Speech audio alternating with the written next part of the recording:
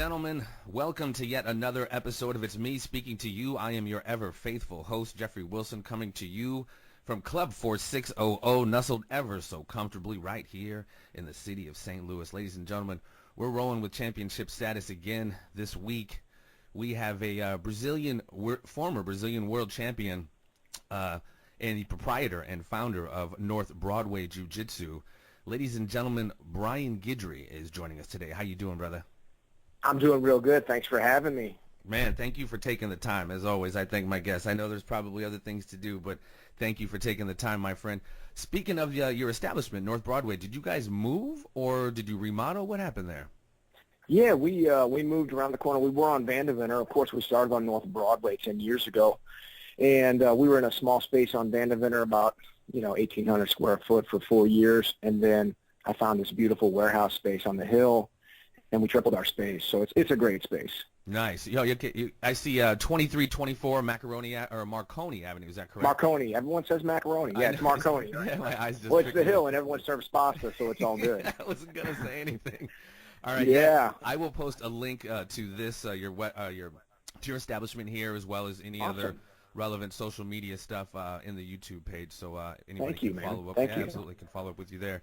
If you don't mind, buddy, give me a little. I mean, I've been following you for a little while, obviously, but according to my show notes here, you kind of got busy, started in the martial arts around early '80s, 1984. Give us a little background on when you got started. Yeah, it was the early '80s. A friend of my family was a black belt in judo, so my brother and I went up there to a Korean master named Bong Yul Shin up there on Brentwood in Manchester. And he was one of the founding fathers of Taekwondo and Judo in St. Louis. And, we started getting our butts kicked up there when we were in middle school and high school. And then we started getting into wrestling and whatnot. So we did that all through high school. I went on to wrestle a couple years in college at Merrimack for 2 years there. And then I took several years off. I finished my degree, and I got a job up in Iowa, and then I came back to St. Louis in '98 and started my judo training again with Master Shin. And then I found Professor Vaghi, of course, the Brazilian Jiu-Jitsu master who started it all here in St. Louis. He studied under Rickson Gracie, correct? He started under Rickson Gracie, the champion of the Gracie family. And so Rodrigo, he was at the original Gracie Academy in the '80s. He was an instructor there in the '90s, so he's the best of the best. Came here, and Yeah, go ahead. No, absolutely. Go ahead. I'm sorry. I was going to say, he really sharpened us up. I mean, for, 3-4 years, he just thumped on us every day and, and made us into some jiu-jitsu players. Had to pay your dues. And man. And your degree, my friend. What is your degree in? I see it. I have a degree in chemical engineering. So we got a big brain here, folks. We got a big brain. Something, man. Yeah. So I did that for, I went to Rolla, which is now Missouri University, or Missouri Institute of Science and Technology, I think. They changed their name. Mm-hmm. But I got my degree down there, graduated in '96, and worked for Monsanto and Emerson for a couple of years. And, it was just, to me, I didn't enjoy it. If you don't love what you do and you got to do it forever, right. You're going to be miserable, right? Right. Monsanto, that's interesting. What are your, not to divert too much, but what are your thoughts on like their kind of bad rap, the GMO and not wanting food to be labeled, et cetera?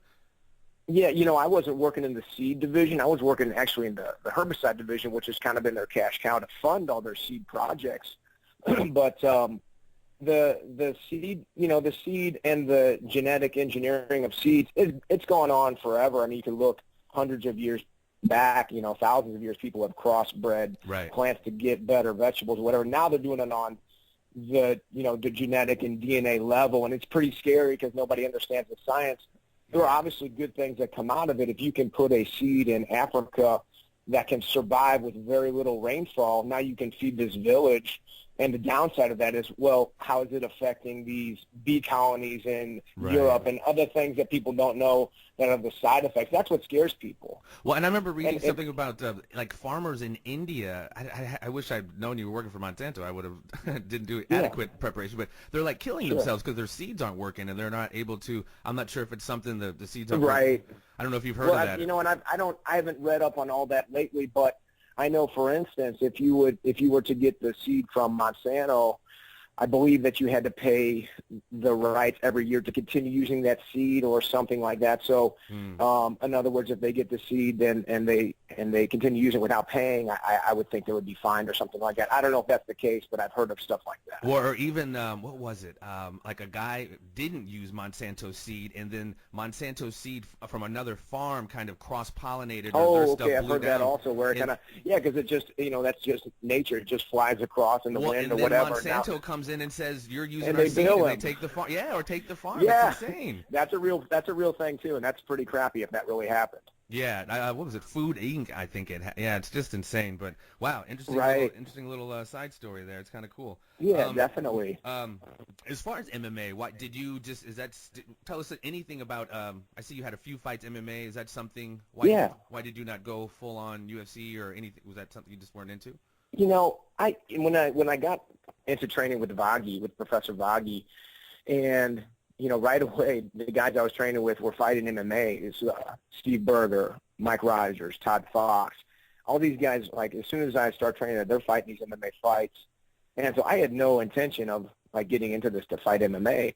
But my teammates were doing it, and they did very well. And so when I got to the point where I could hang with my teammates a little bit, I said, well, why not take a fight? I've had the wrestling background.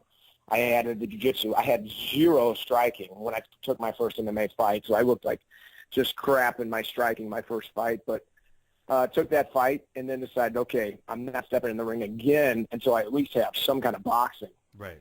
So I paid my dues up at the North County Boxing Gym, which is there at Hanley and Meridian up north, and it's a free gym for a reason because you pay with your brains. And they're gonna give you a beat, and you're the fresh meat coming in the door. And you're basically lunch meat for these, high-level amateurs or even low-level amateurs. Yeah, and some semi-pros and pros.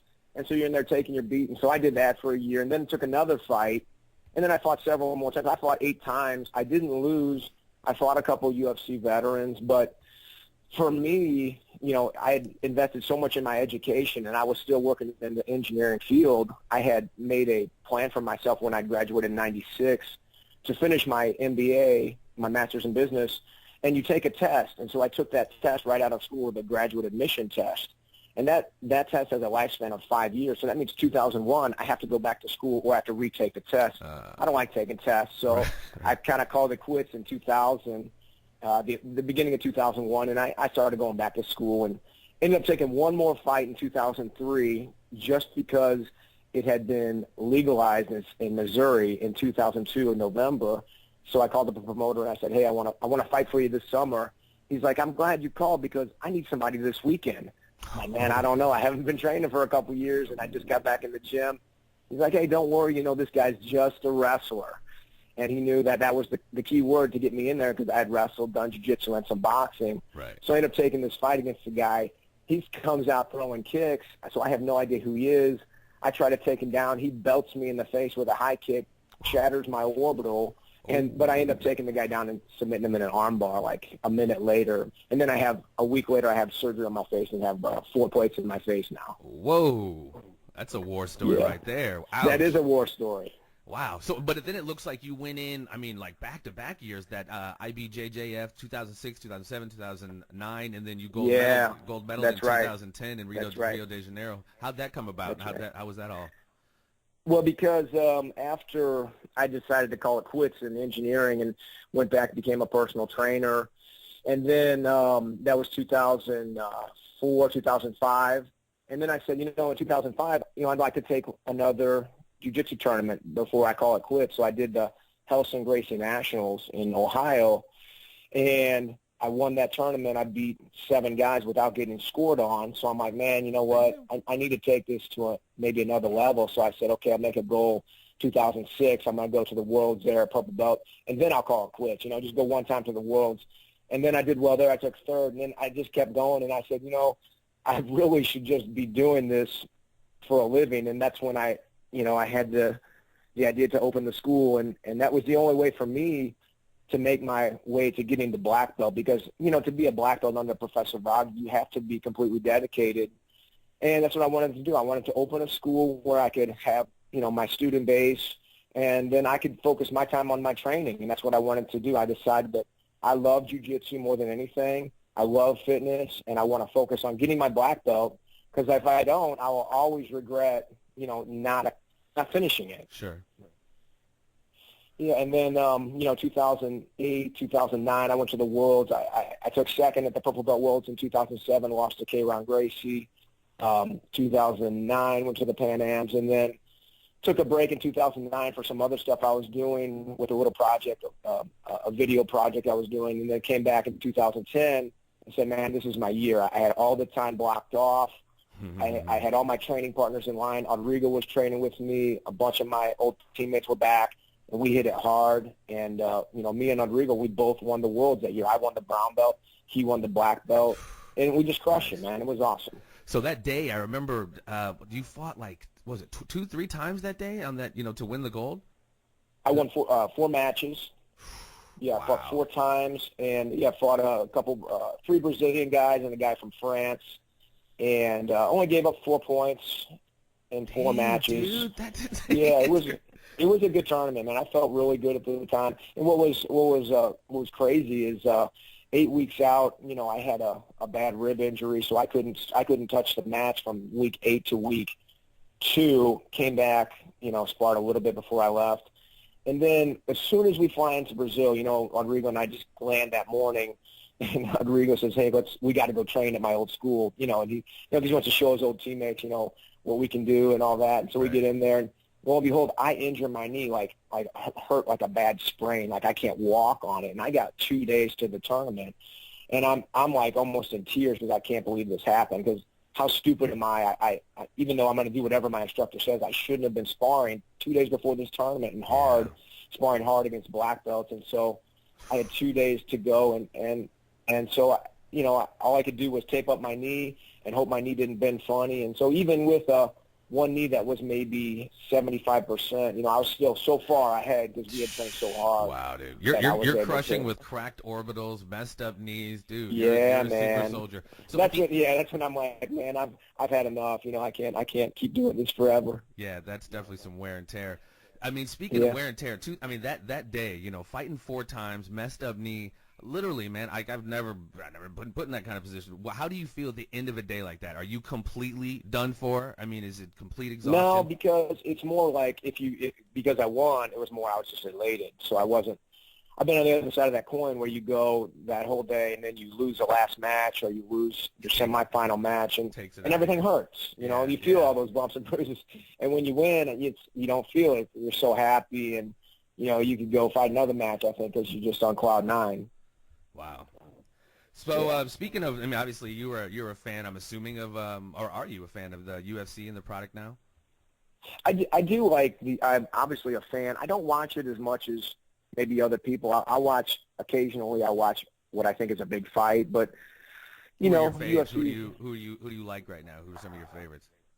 I'm a big fan of Robbie Lawler. I like that 170 class. It's going to be interesting to see what happens with Lawler and then Hendricks and Woodley, and see what happens there. And I'm a huge fan of Chris Weidman now, and it'd be interesting to see what happens at 205 because John Jones I don't know if he's out and when he's coming back, and what Daniel Cormier is going to do. I think he's supposed to be coming back sooner than expected. I don't know how it's going to play out because I know that legal stuff isn't done with yet. Right. So there's so much talent now, and they've added a lot of divisions. So there's a lot of guys on that roster now, and it's hard to keep track of everybody. But they have obviously more talent than they've ever had. Were you a fan of Pride back in the day? I love the Pride matches. And people look at those matches. You can have a totally different type of a fight if you're in a ring versus a cage, because that fighter knows once I put you up on that cage, there's no way for you to escape. You're trapped on that cage, and that's a whole skill set of how to fight off the cage or in the corner of a cage. So the ring would make for a more free-flowing type of a fight. You couldn't smash somebody up on that cage. If it started to go out of bounds, they're going to drag you back to the center in that same position. I love the aspect of a 10-minute round and then followed by a 5-minute round, because in 10 minutes you're going to get tired. So I love that. And then, of course, man, Pride was crazy with the head stomps and the Yeah. The headbutts, and it was just it was the Wild West. That's when Wanderlei, literally kind of like Robbie Lawler does now. The dude used to terrify me, man. Axemeter went back in the day. I mean, the way he used to stomp, I was like, dude, this is legal? Like, he's gonna kill somebody. Yeah, man. Yeah. It was crazy. He'd have both hands on the ropes, just be stomping on dudes' heads, and it was just nuts. I mean, I'm pretty sure that Pride wanted Sakuraba to die. They put him against Wanderlei 4 times. He lost all 4 matches. I mean, there's no other justification than they were trying to find a death in that ring. Yeah, they say he's not doing good, Sakuraba. They say he's not in very good shape. I have no doubts. I haven't seen him, but I have no doubt. Speaking of, have you done any training outside of, do you do any kind of, we're going to kind of shift away from the MMA a little bit. Have you done training with law enforcement or military at all? You know, I do work with some police officers that do come to my gym, and I've done some seminars for the Webster Groves Police Department here in town. Okay. So, yeah, I'm happy to work with police and military. Well, I had on a gentleman I'm sure you probably know, UFC Hall of Famer Pat Miletich. Shout out to my boy. Of course. Pat. And he was speaking about, we were kind of talking about a lot of some of these issues with the police and the civilian population that's going on. Right. And he was kind of alluding to, I don't know if you agreed to this, if it's possibly, if you think might be an oversimplification, he was alluding to the lack of training a lot of times in the police. Not that there's a silver bullet for any of this, and this isn't about blame at all. I'm just saying it's a large contributing factor he had mentioned about poor training, and the numbers he was saying and the amount of training that's given to situations is really it's scary, man. And then no, I think that's very true. That's very true. I know that the like, for instance, if you go through an academy, I don't know, and they do a couple of days or even a week of how to deal with an attack, that is like, you might as well be at 0 as far as I'm concerned. I mean, this is something that, you know, we work on every day, and there's still refinement that needs to be done. And so these officers, they need to be in almost it's got to be almost a continuous program of, you know, here's how you would restrain somebody, you know, here's what you can do. And even then, you're not going to be always prepared. And that's the bottom line. Yeah, no, there's always going to be situations where you just don't. Yeah, true. Yeah, there's no, like I say, there's no magic bullet. There's no magic hold.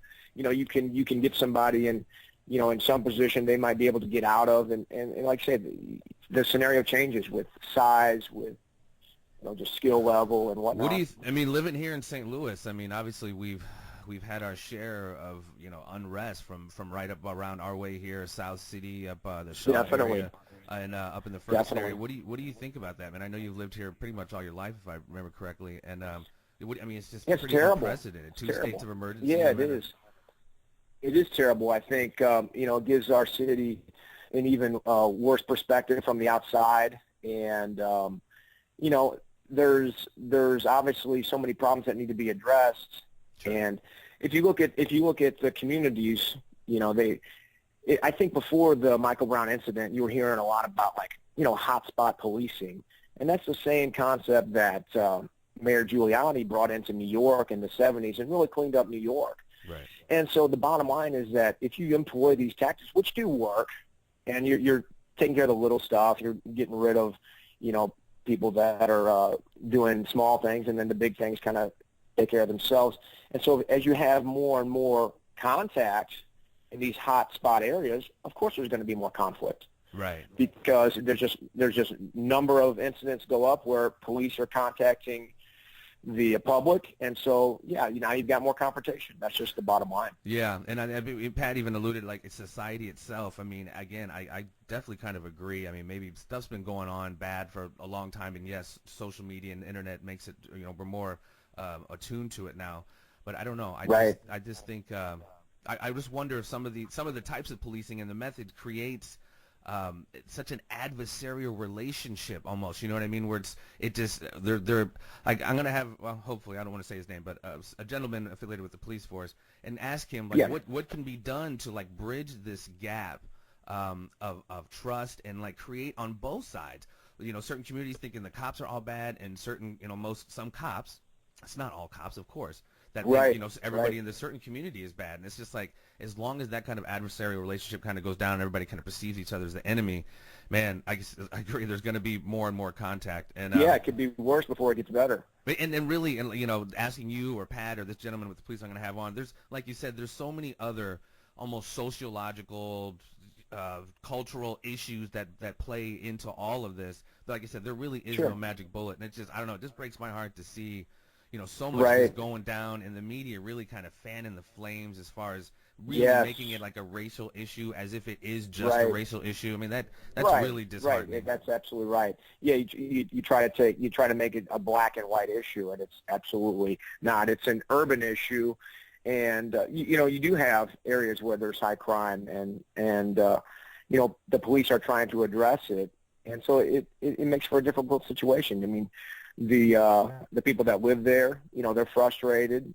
because they see the crime. They see, little the girls kids getting who shot, maybe 9-year-old getting shot doing her homework. You can't get a good education, and you have these areas that are unaccredited schools. So what happens when you have an unaccredited school? Now all the property values go down because you and I aren't going to move to the area where the school is not accredited because our children aren't going to get a good education. But if you unaccredit the school, now you have the other problems. So it's just a spiraling economic malaise that's going on there. And so you can't just say, okay, this school is terrible, so everyone's got to go to a different school, and why can't we try to fix the school? Or, it's got to be, like you say, we got to solve the problem within the community in order to help everybody. Sure. Yeah, it seems like every day something's kind of going on here in St. Louis, but I know it's happening all over the world too anymore involving police, and I just like I said, we're human beings, man, before we're any of this, and I just wish we'd all stop getting so caught up in like the tribalization of, anyway, not to get all. Right. No, you're right. Yeah.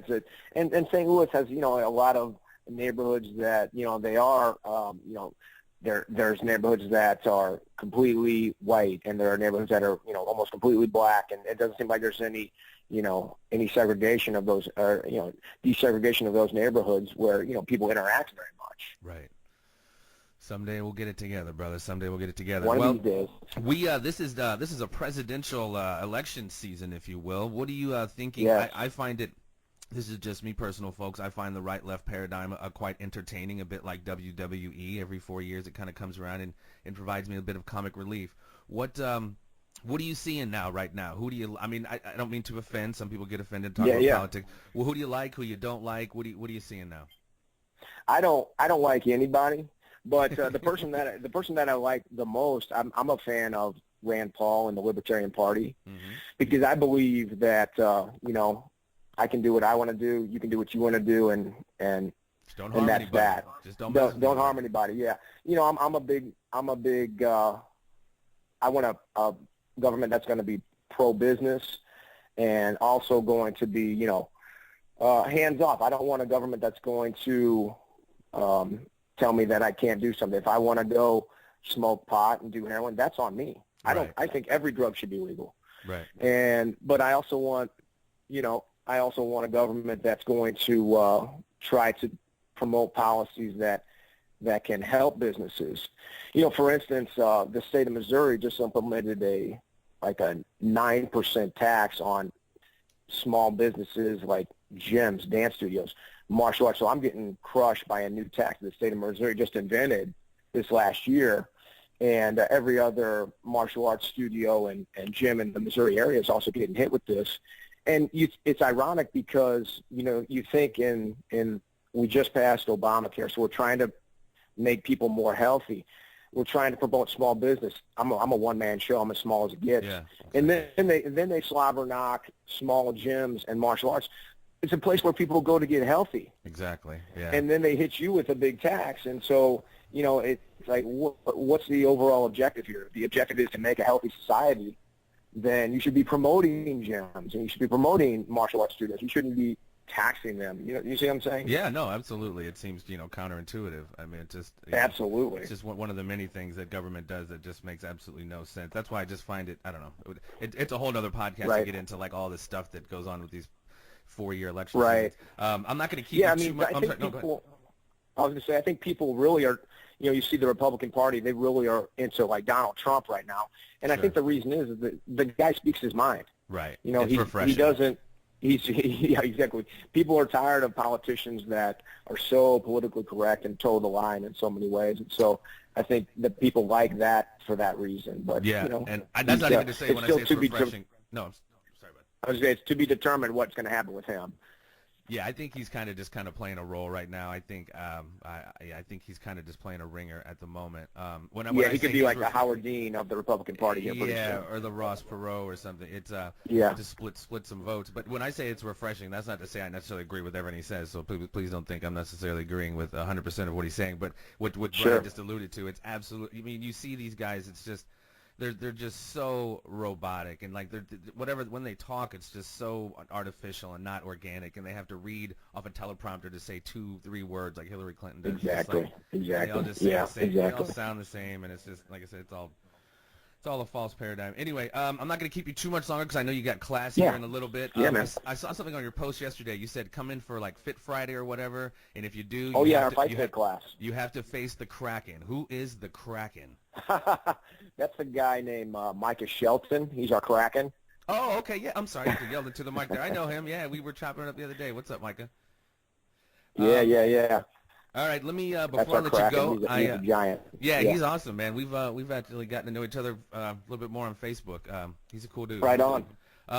Before I let you go, I must have you enter the conspiracy triangle of doom, sir. If you don't mind, do it. 3 simple questions. You can say yes, no. You can expound as much as you would like, but it's completely up to you. Question number 1: do you happen to, sir, believe in the existence of UFOs/extraterrestrial intelligence? Yes.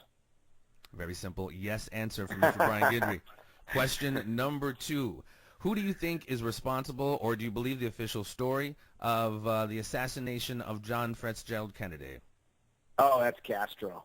You think Castro? That's Castro. Yeah, man. Because remember, we went after him a couple times. You had the absolutely pigs, and then we tried to go with an explosive cigar, which is awesome. That's like Bugs Bunny style. Right.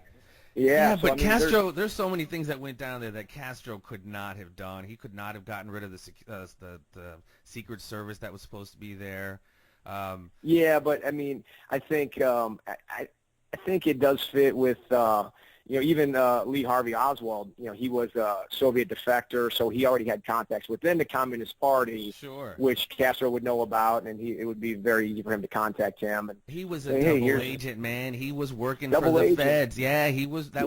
Who defects to the Russians back then and comes back that's with ridiculous. a girlfriend and comes back with a girlfriend? Please, nobody does that. Yeah, man. I don't know. I've never heard. And then the Russians claimed that he was useless to them. We didn't need him. Yeah, right. Okay.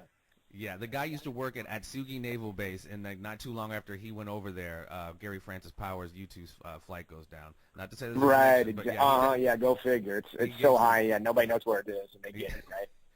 All right, brother. Last question. Do you believe the official story, again, the official version of the events of 9/11?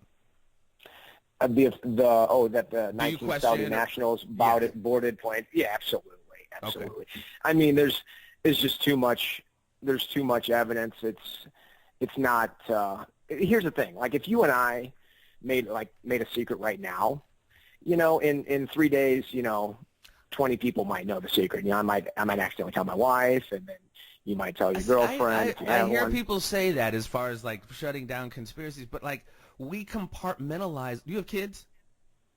I got one on the way, December 6th. Oh, congratulations, First man. one. We compartmentalize all the time. Like, you and your wife don't have the same conversations you're going to have with your kids. Like, there's just certain things that just aren't talked about. And that's one thing. When you talk about government conspiracies, one thing government does is compartmentalizes. So, no, I'm not saying I believe it either, but I think as far as the you're familiar with the Gulf of Tonkin, right? The Gulf of Tonkin incident and that precipitating event. Oh, with the 1998 or the which incident?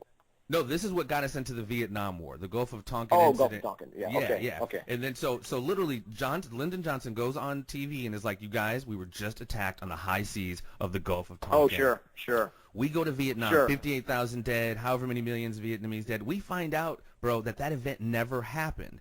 So if I would have told you the day after Johnson was on air and said that, like, dude, that's just never happened, they would be like, dude, shut up. You're a conspiracy theorist. Like, he's going to lie about, you know what I mean? It's just, it happens more often than we think. And they definitely don't mind saying a lie to go to war. Not to say they did, because we obviously saw what happened on 9/11. Well, yeah. Then you've got Iraq in 2003. Of course, they've got weapons of mass destruction. Turns out they don't. No, they don't. And now we're taking out Saddam Hussein. That's a whole other can of worms. But yeah, I mean, here's the thing: is that 1968, you know, is a lot easier to manipulate people with one TV station. Right. Right. Where I'm sure that that idea, you know, has merit, and governments have tried to do that and done that in the past. I just don't know if President Bush hired 19 assassins to hop on planes. I see, and that's a short. I think it goes much. Obviously, it wouldn't. It goes to a greater group like the Masons or somebody. The Freemasons are in charge. I don't believe that necessarily, but I mean, I don't think it was Bush hiring anybody. Yeah. Anyway, I like similar to the Kennedy assassination. I think there was a rogue element within the government, if you will, with very high-reaching influence and power. But who knows? Thank you for entering the conspiracy of doom, brother. That was awesome. Absolutely, it was awesome. I don't want to keep you much more. Give us any social networking stuff, Twitter or your website that you want to shout out, brother. Yeah, definitely. In BroadwayJJ.com, GuidryTraining.com. Check it out. Come try out a class with us. We're doing a fundraiser on October the 4th, Sunday from 1 to 6 p.m. at Musers Pub in South City for our Wounded Warrior program. We train veterans that are struggling with PTSD, and we let them train for free. So we try to raise some money to support their training efforts throughout the year, which is a great idea. Okay, and you said that's happening this Sunday? October 4th. Oh, I'm sorry. From 1 to 6 p.m. Yeah, Sunday. It's 1 to 6 p.m. October the 4th at Musers Pub in South City. Come by and grab some lunch, make a small donation, and help support some of our veterans that have helped try to make this the wonderful, crazy place that it is. Yes, it is, man. A beautiful country. All right, brother. Thank you for your time, my friend. Get to class and start wearing them folks out. Thank you, brother. Unleash the Kraken. He's coming. Take care, my man. Thank you. All right. Take it easy. All right. That was Bryan Guidry, folks. Thanks for joining us. Tune in. We got more coming. Thank you for listening to It's Me Speaking to You. Please spread the word and subscribe to the YouTube channel, and stay tuned for more conversations with a variety of guests on a variety of subjects.